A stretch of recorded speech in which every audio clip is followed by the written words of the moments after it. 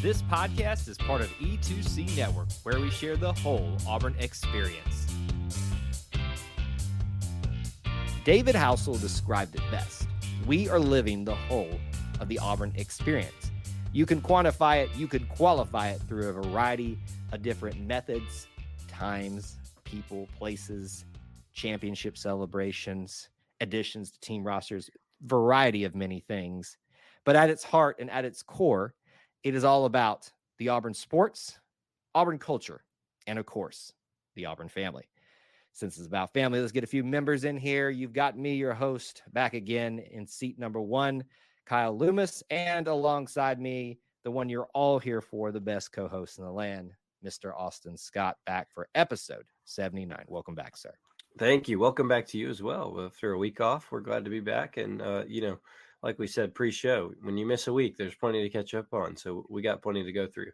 You might say that I found time to go putt on a few greens. Oh, gosh. Oh, my gosh. No. I'm going to be honest. I took a little nice walk in our neighborhood before we did the show.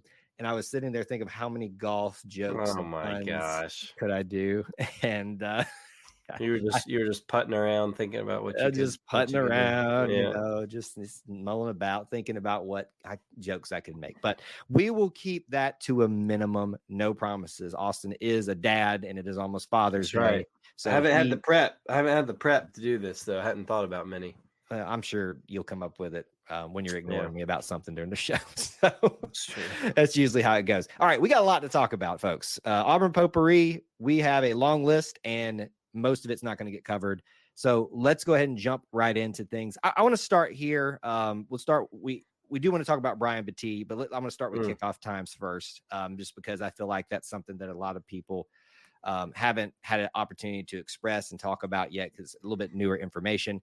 Kickoff times have been announced for Auburn football's 2024 season for the first 3 games. Yep. And lo and behold, Mr. Scott, when we know that we're going to be starting in the heat of August, playing 5 games in a row at home, someone looked down upon Auburn in central eastern Alabama and saw how much we were all going to be sweating and said, please give them 2 night games for the first 3 games of the season. We have been blessed with a 6:30 kickoff for Alabama A&M, blessed with, you determine it's blessed or not. Cal will not like it for a Cal 2:30 kickoff and then a 6:30 kickoff for New Mexico State. Is this no? University of New Mexico is not New Mexico State. Let's be very, very careful. I did it. University of New Mexico, not New Mexico State. I knew that was coming. I was waiting on that. No, sir. This is what happens when you take a week off. Okay, New Mexico. We're just going to blow right past that.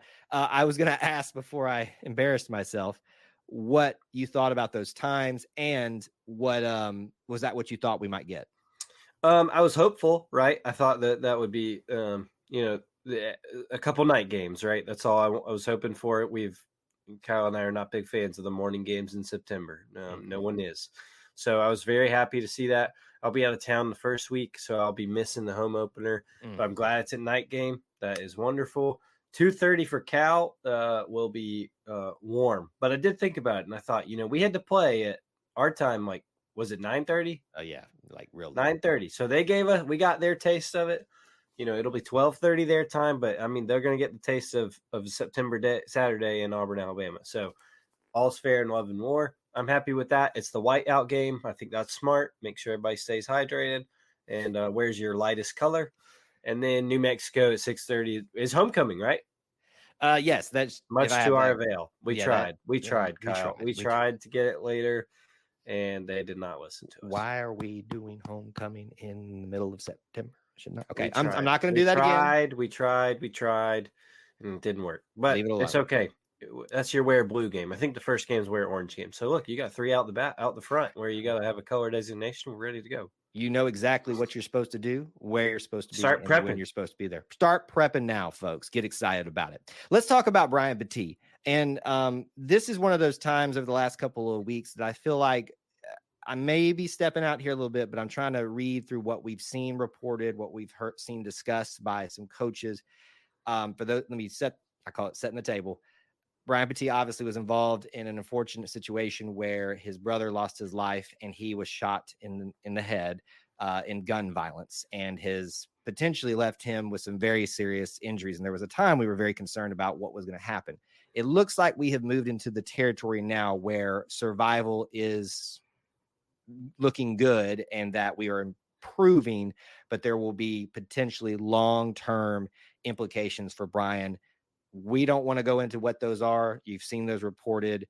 On one hand, encouraged, Austin, that we're hearing positivity out of this. Obviously, our hearts are still heavy for the implications of what may be happening.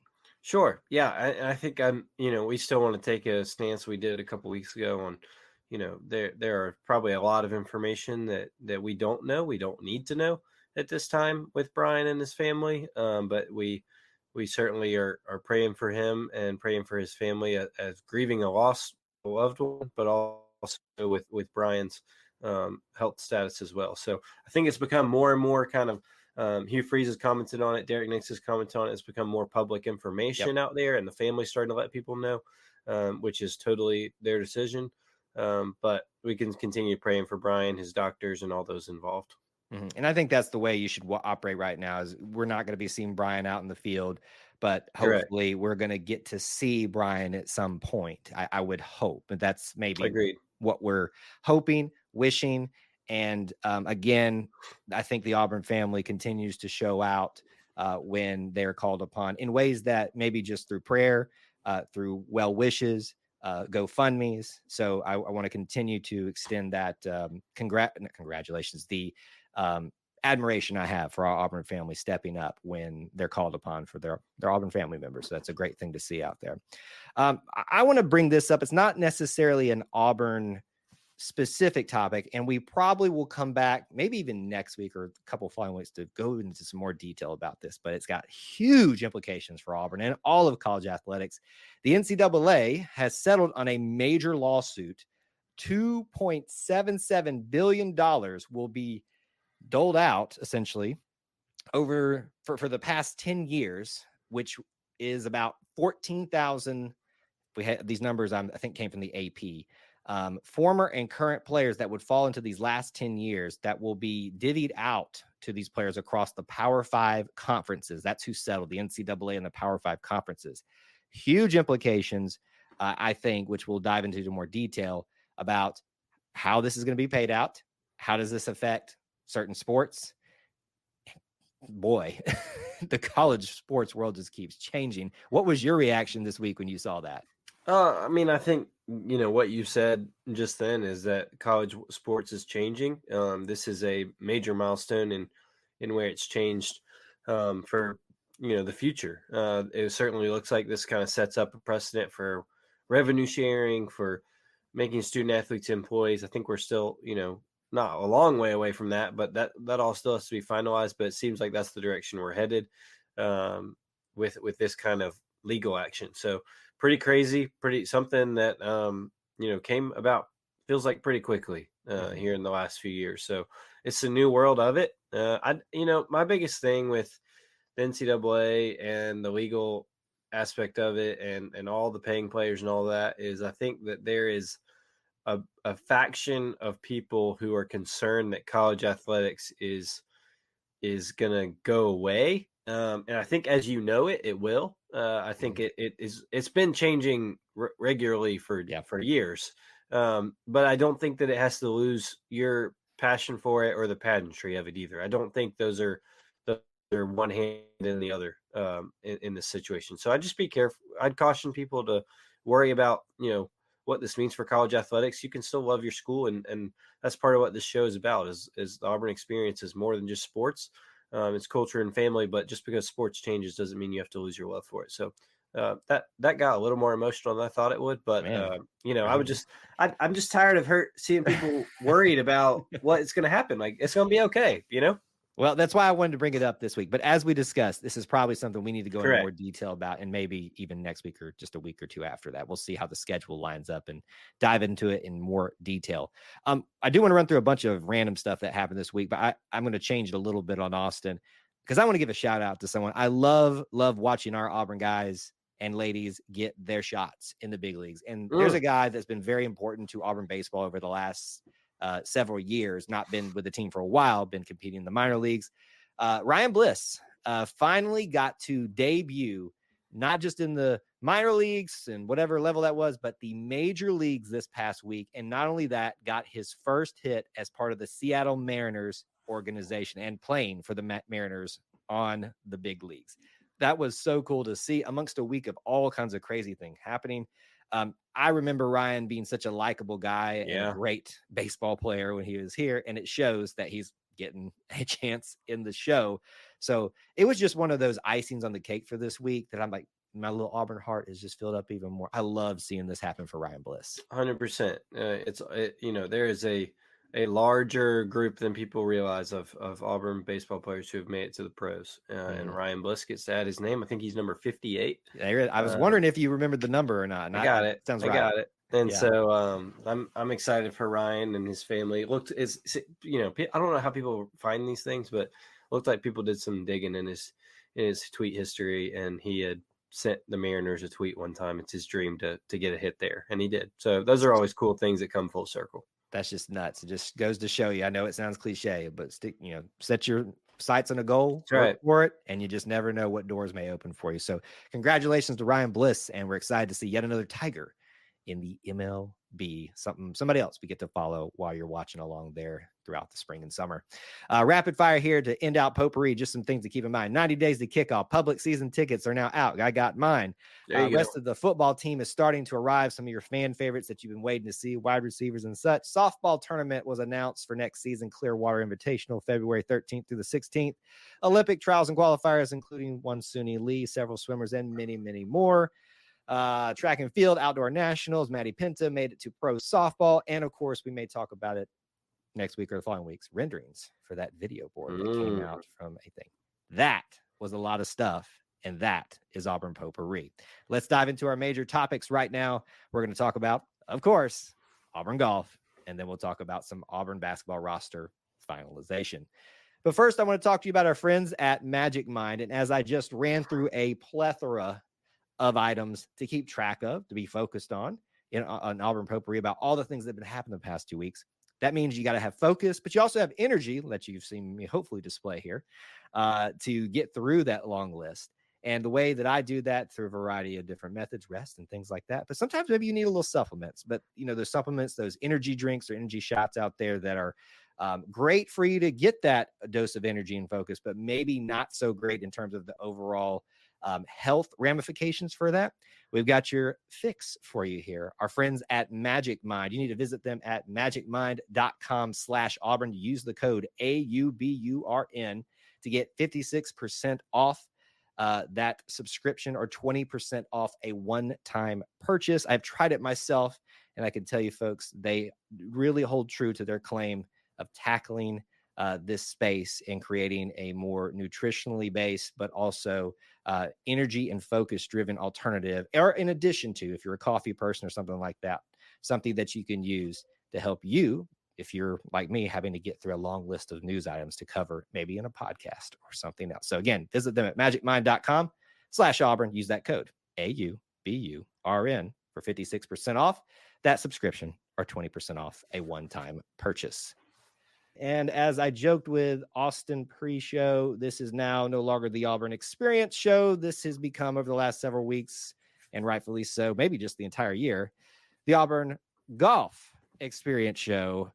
It has been a year to discuss Auburn golf, and I am pleased that we are getting to do that. Austin is off camera doing something, and it's making me nervous. What have we got? Never gotten to use this, so I had to use my golf ball. Bring it up a little closer there. Sorry for the audio podcast. Oh, look at that beautiful thing. Very nice. Very nice. I don't even remember where I got this. Probably from Joe Davidson at Sanford Golf, but how about that? You should have just said, this is from the team. This is from actually Coach Kleinert. Coach Kleinert gave it to him. Not really, but Coach Klein, I want to give a shout out to Coach Kleinard. He's just been he comes across as such a nice guy, and he definitely seems to be. I haven't had the opportunity to meet him in person, but very interactive on social media and very appreciative of Auburn people in general. And I think that is not that we are lacking in that across our coaches, but it's just so refreshing to see the family atmosphere carry through every single time we get an opportunity to display it, from coaches to players, from players to fans, from fans to coaches, all that kind of stuff. It's just really cool. So couldn't agree more. Shout out on that front. But folks, y'all know what we're talking about here. For the very first time in program history, your Auburn men's golf team are national champions. And boy, is it so beautiful. What are you doing on the camera? I don't know how to celebrate on camera, so I'm holding my golf ball. You should have had a couple and started juggling like while I was doing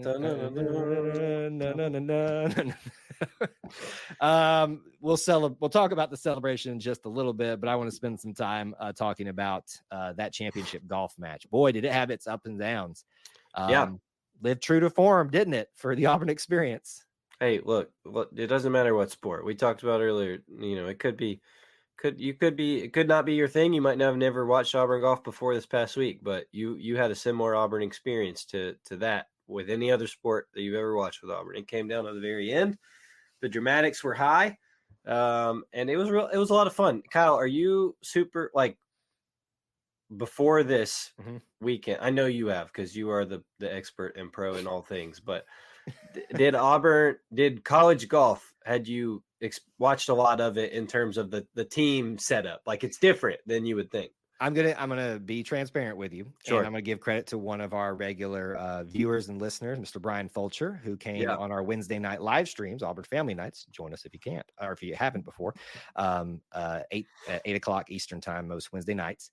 And I asked for a little bit of clarification from him about just why things are set up the way they are, why they're scored the certain way, match play versus stroke play, and why it's done this way, all that kind of stuff. So he gave us a quick, brief rundown. I will be honest, I understood a little bit of it, but the nuance, he helped clarify a little bit for me and the viewers and listeners. So to your question, I would maybe try to pretend that I knew what I was talking about, but I could have been more informed. Now I'm more informed. Yeah, same. Well, I thought it was super exciting. I really liked the setup of you got to beat your matchup, right?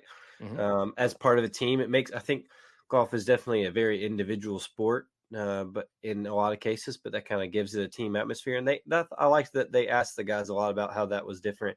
But it certainly came right down to the end with J.M. Butler's a matchup being the deciding factor on the last hole. So, man, it was super cool, and it was super fun to be able to see everybody watching that kind of at one time. Yep. And then, like we do, Tumors was rolled very quickly right after. So it was really exciting, unofficially, and then officially later was the celebration. But loved it. Well, it's so cool. Those are little things that the Auburn family just rallies around that you don't see everywhere else.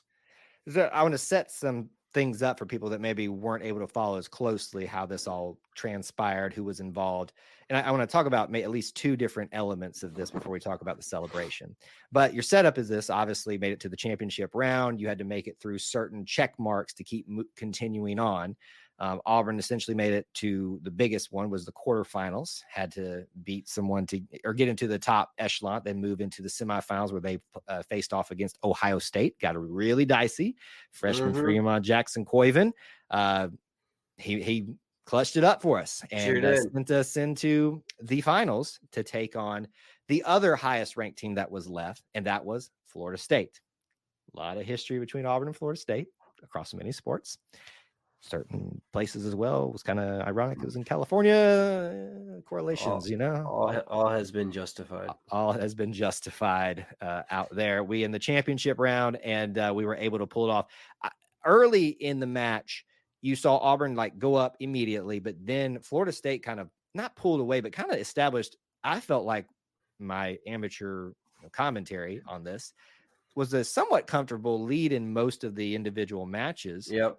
But then slowly, it was like as soon as Jackson Coyven just took over his match, that was like a little effect there. J.M. Butler kind of got control of what was going on, and it ultimately was the deciding match between him and their best, I'm assuming.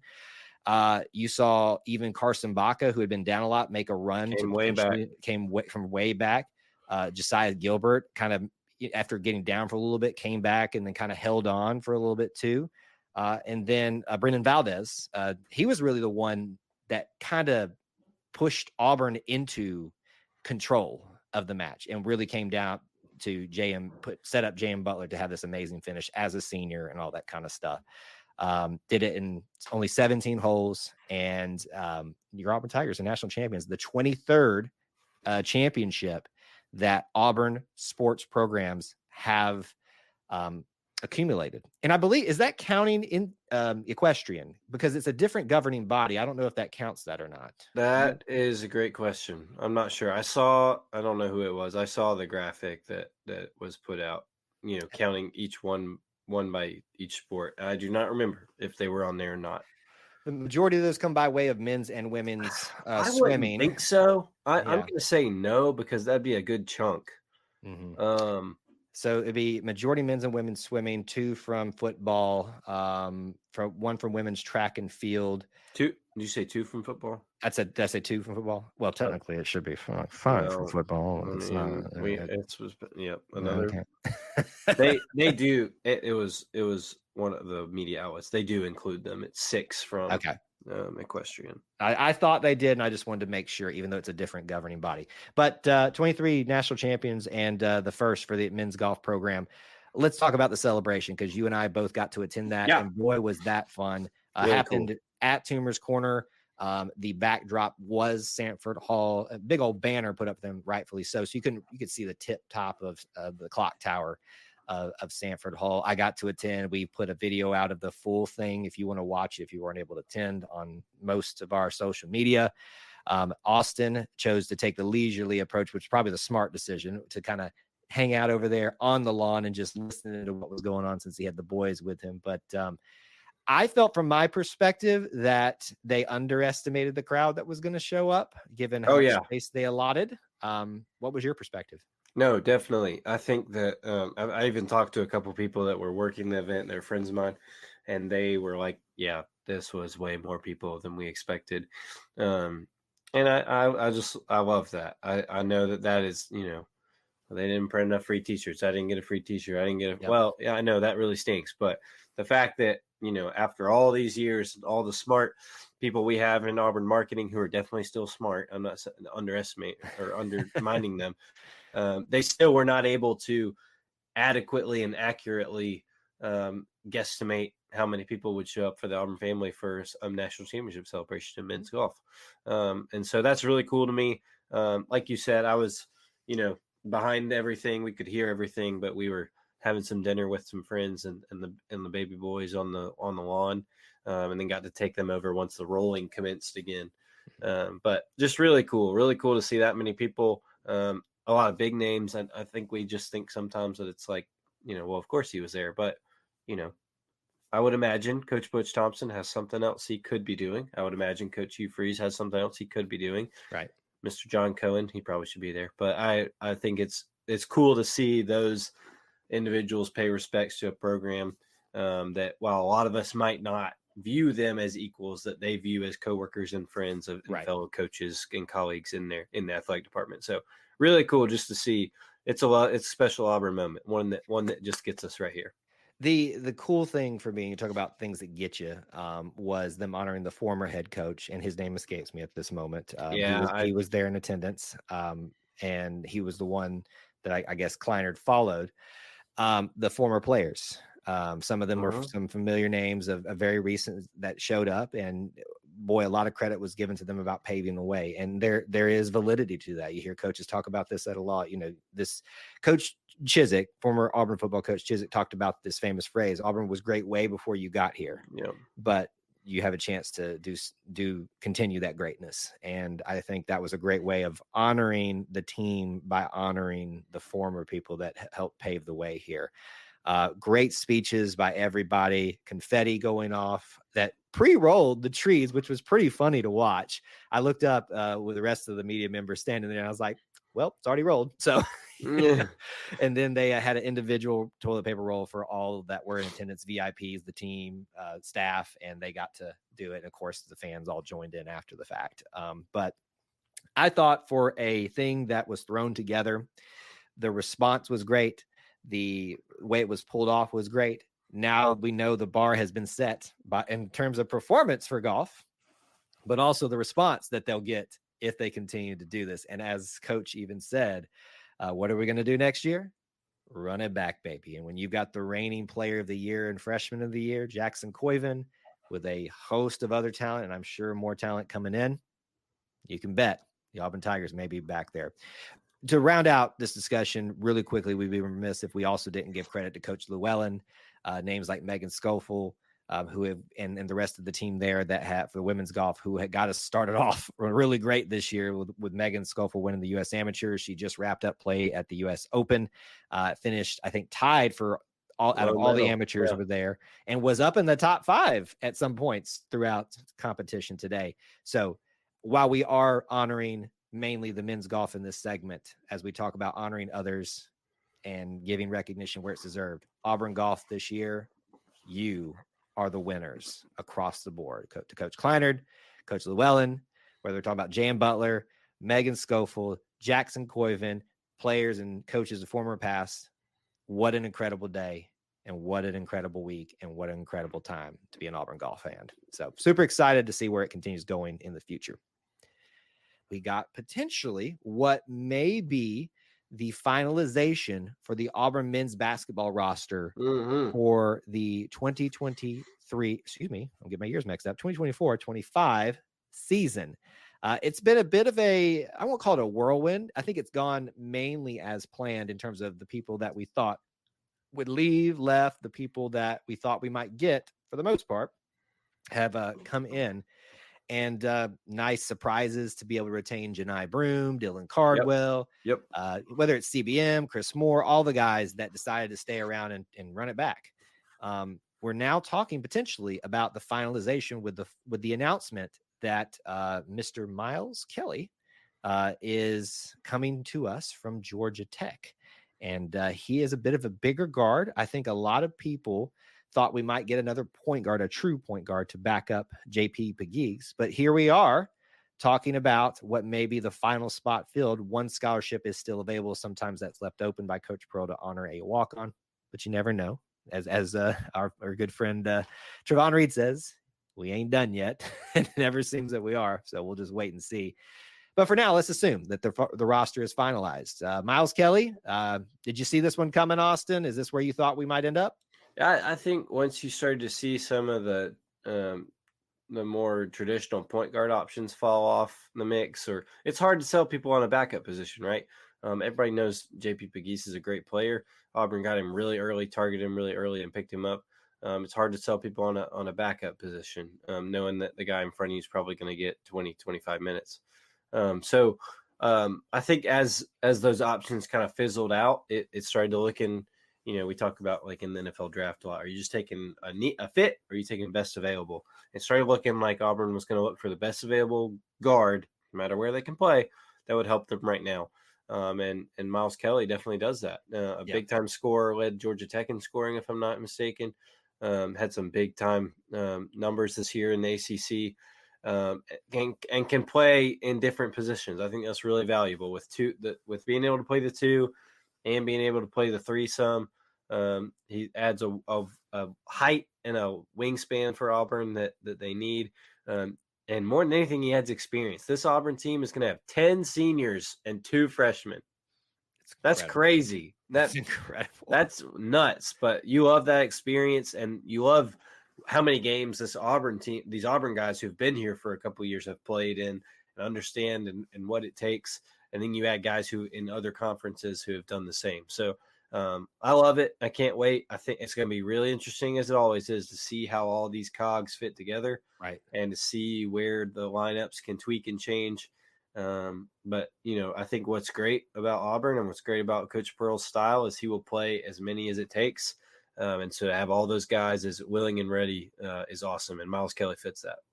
If you look at where he fits into this. Most people are going to put him at the 2 guard position, but as Yep. Austin expressed, coach likes to mix and match and see what's working. And I think what you're going to find with this team is versatility, because let's be honest, Austin, Janai Broome is not your traditional center. Definitely not. He plays that essentially for Auburn, and a lot of people have the opinion that he shouldn't even be categorized into that, but I just put him on the floor and let him cook. That's right. Just put him out there and utilize him. This is a team that I think will have no excuses in terms of experience, as you just laid at. It will have no excuses in terms of versatility and being able to find something that can work. What is also, Austin, let me see if I can jog your memory. One of the biggest complaints, there's probably 2, but let's see if you can think of the one I'm thinking of. Biggest complaints about Auburn guards over the last couple of years. Yeah. Size. I think he's 6'6". Yeah. JP Pegues, I think he's in the 6'1" range, if I'm not mistaken, 6'2". So relatively the same, but we're not talking about people, under that size. Now, just because you're a small guard or point guard doesn't mean you can't be successful, but that's been one of the complaints that a lot of people have had about the team. That's been affixed, at least in terms of measurables and what we can measure, right? Wingspan, size, weight, height, all that stuff. So no excuses there whatsoever. I think the jury's still out if the 3-point shooting will, get better and more consistent. But if you look at the pedigree of who you brought in, maybe some of that's addressed as well. We're not going to ever have a Bryce Brown again, folks. Like it's just like you're not going to have a Cam Newton again. They're not going to be able to replicate those type of seasons, or a D'Angelo Purifoy or Samir Dowdy being able to just drain them without even looking. I mean, I still remember Samir shooting one and just walking off one time. It was incredible. But all the needs, all of the questions, I think, at least in some form or fashion, have been addressed. So the question I have for you, do you think the roster is finalized? I think so. Yeah, I think we're done here. Believe it or not, we are done here. Yes, I can see you're sitting there waiting on it. I think that this team has the pieces. It's got depth at each position, and is probably ready. And now it's just seeing how unselfish people can be, how everybody can gel together, and how all these guys, all these really talented guys can work together as a team. That's what the summer is about. That's what the summer and exhibitions and all that, and even really at this point, so the non-conference is about. And Auburn's going to have some big time tests this non-conference. We might have to get into that another day. Yeah, they're going to have some big things being announced here soon about where they're going to go play, who they're going to get to visit, and who they're going to get to play against. So it's going to be a big season for Auburn. But it as we have said many times, it all depends on how things gel on the court.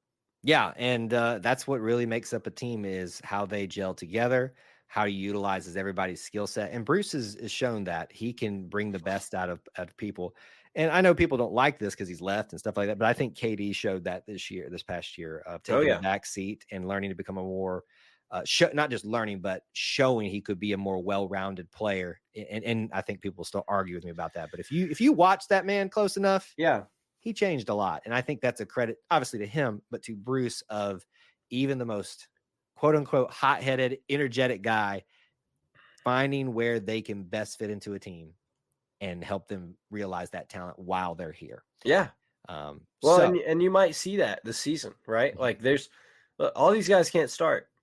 Somebody's going to have to be willing. I'm going to reach back into the file here, but Kyle and I love to talk about this story. Somebody's going to have to take the Cody Burns mindset and say, the team is above me. We're going to rally around this, and I think to an extent, KD did that and understood that if he came back, he'd be taking a lesser role. But that's what it's going to take for these guys. And hopefully they understand that coming in, but it'll be interesting. It always is. I trust Bruce Pearl and his staff more than just about anybody to get it done. In Bruce, we trust. In that note where you just brought up the analogy about Cody Burns, obviously, right where to play to my heartstrings. Oh, yeah. Love you, 1-8. Love you, 1-8. We already got that guy. It's Chris Moore. True. And Chris Moore is a guy that at times has started and has looked a bit of a starter, and at times has looked even better as a role player. And it's kind of gone up and down and where he's fit into his role. But I think it would not be unfair for us to assume, and I think he would admit as much, that he will be one of those role players. And you can choose to look at that how you want, but I think that's who that is. I think you found your Cody Burns that is going to contribute out there on the court, sometimes in humongous ways, but maybe isn't your superstar, and has made it less about the self and more about the team. And that's when you have that type of guy mixed in with mega talent, new talent, there can be some special things that are about to happen. Maybe as a final thought on our roster discussion, since we're just kind of finalizing things, if you had to say, I knew this was coming. You knew this was coming, what was going to be the starting five for you right now? Who would it be? Yeah, I think right now, my guess would be at the 1 at the point guard would be Pegues. At the 2, I would have Denver Jones. At the 3, I would have Miles Kelly, Chaney Johnson at the 4, and Janai Broom at the 5. With the hot take, CBM coming off the bench, and that's kind of who I was alluding to. I think that is going to be the person that might have to recognize they're better coming off the bench and leading that second unit. Because let's be honest, you're the 6th man for Bruce. You're a starter, right? You know, like as much as you're playing, you're a starter. But I think how it will look on the court, that's my guess as of this moment, is Miles Kelly will take the 3 spot. Okay, interesting. I will differ. What say you? Go ahead. I'm same with CBM at 3. Sure. And I think there's something to people's discussions. You know, we've gone on about this, about how people choose to express their disappointment in the way he handled in the departure in the game. But, you know, and that has nothing to do with me saying that. I hope I know. Understand that. Yeah. But some people don't know how to read into it or read too much into things. I see that. And I think that's a potentially good way to look at that, because one of the things that we talked about this past year was KD and CBM coming off the bench together, and how much that frustrated other teams because they played nasty at times. Yep. And there's got to be a little air to that. So my guess is, as it has over the past couple seasons, the lineup may change, the starting 5, but if you're coming off the bench, that doesn't mean you're not going to find a way to contribute on this team. This team is deep. This team is experienced. It's got young talent that's being set, having their table set for them, and Ja'Kai Howard and Tahad Pettiford. Get excited, folks. For now, it looks like we're finalized on roster. I guess you never know, but we'll assume as much for the time being and look forward to the upcoming season. That's going to do it for episode 79 of the Auburn Experience podcast. A little potpourri, a little Auburn golf, and a little Auburn basketball talk for you in this episode. If you want to keep up with me and talk more, do so on X at Kyle Loomis 24. Austin, where can they find you? At Austin G. Scott. That's where I'm at. And keep up with us there. Tune in, subscribe, and follow us anywhere that you can, so you don't miss out on any content from E2C Network, the Auburn Experience. Until we talk to you again, War Eagle. War Eagle.